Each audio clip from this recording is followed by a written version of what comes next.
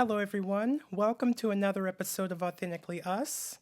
In this episode, we're going to be covering a recent story that has come out within the trans community. Some of you may already be familiar with this story, but if you do have children around, I think it would probably be best if you have them leave the room since we will be touching on a very sensitive topic. Thank you for tuning in. So it's Pride Month. Yay. So last night, I learned some pretty disturbing news, and it's been weighing on my mind pretty much all day today, and I needed to get this out, so that's why I'm making this video, to get out whatever it is that I need to get out. So trans TikToker, Rose Montoya, who is the trans woman who flashed at the White House last year during Joe Biden's Pride Picnic event, and who was banned from the White House, is now being accused of SA. 5 different people. I find this quite shocking because it's exactly a year after the White House incident. 2 people have come forward so far.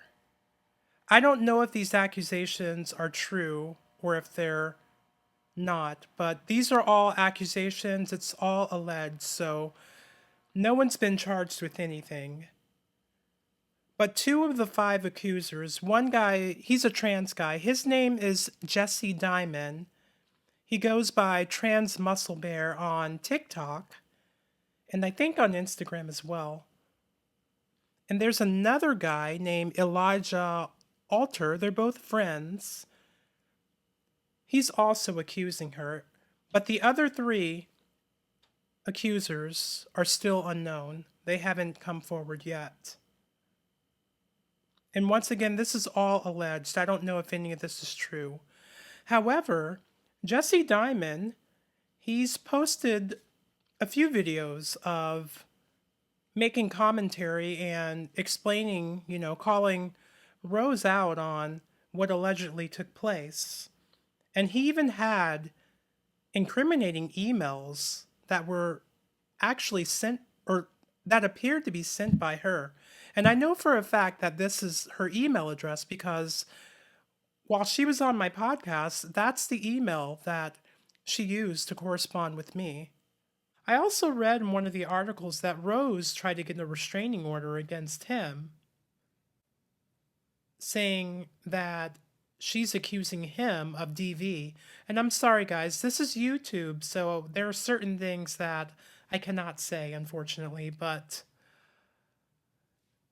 I heard that her reason for trying to get a restraining order against him was so that he legally could not publicly accuse her of anything, of these accusations. But that was denied by a judge. If you know more details about this, you can share in the comment section. I ask that you please leave respectful comments. Thank you. So how did I find all of this out?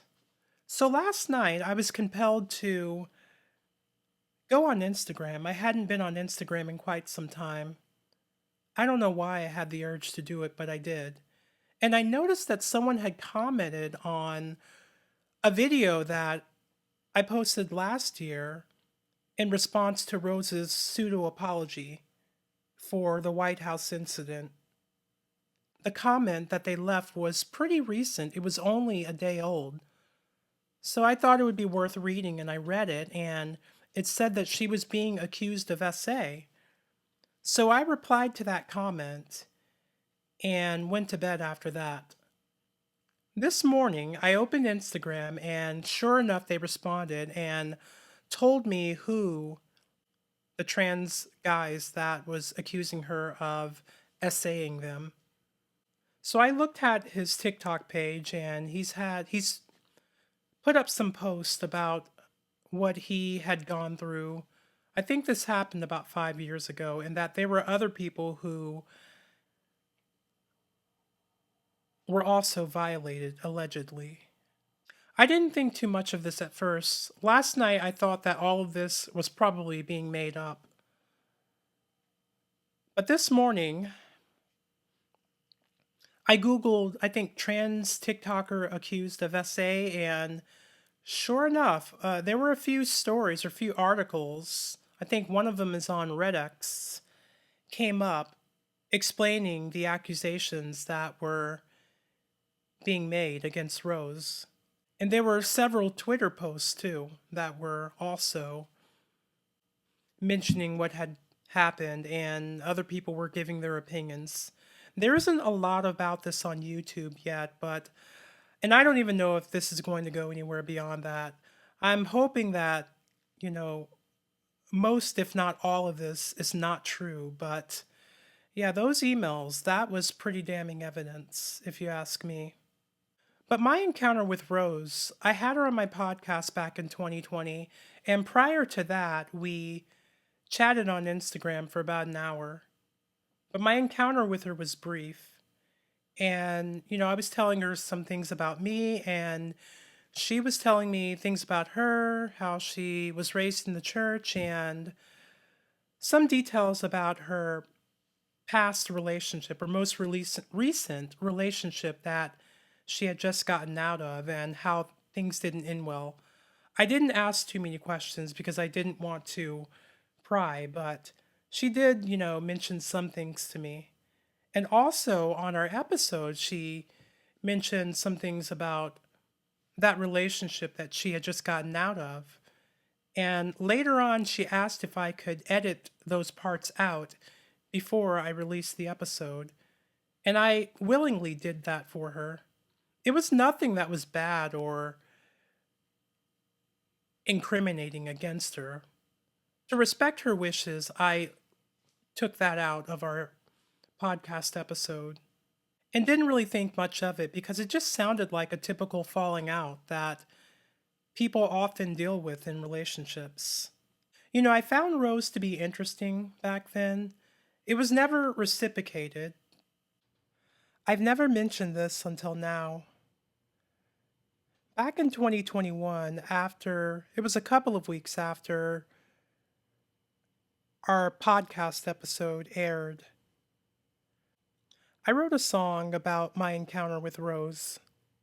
It was told from two different perspectives, two different points of view, hers and mine. I never did anything with the song. I put it away after that.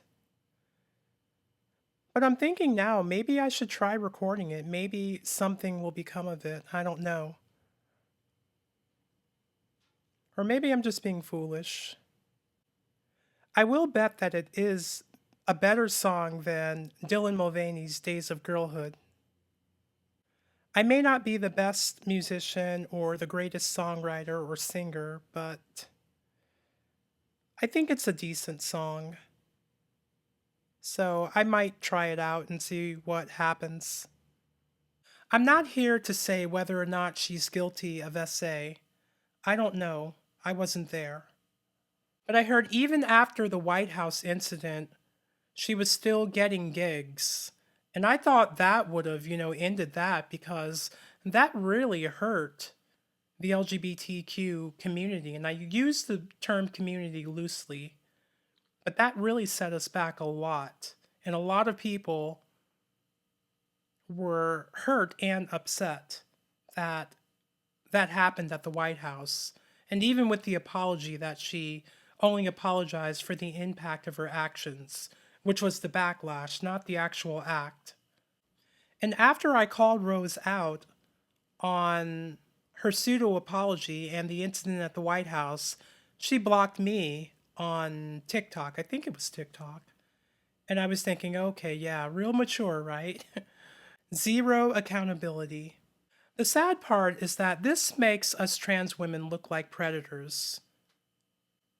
The truth is, most of us are genuinely good people. We just want to live our lives. We want to lead productive lives.